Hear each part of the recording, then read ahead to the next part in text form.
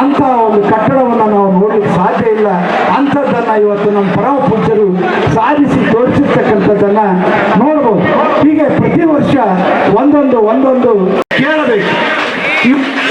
ಈ ಗವಿಮಠದ ಮಹಾರಥೋತ್ಸವಕ್ಕೆ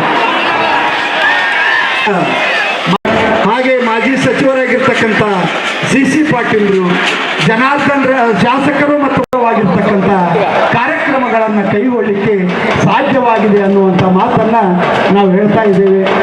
ಇದೀಗ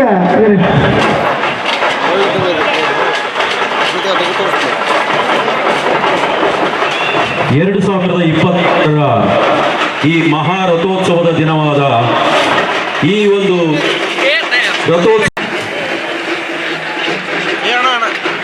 ಇನ್ನು ಕೆಲವೇ ನಿಮಿಷಗಳಲ್ಲಿ ಪರಮ ಪೂಜ್ಯರು ಮಹಾರಥೋತ್ಸವಕ್ಕೆ ಪೂಜೆ ಸಲ್ಲಿಸಿ ಆಗಮಿಸಿದ ಕೂಡಲೇ ಈ ಮಹಾರಥೋತ್ಸವಕ್ಕೆ ಚಾಲನೆಯನ್ನ ಗೌರವಾನ್ವಿತರಾಗಿದೆ.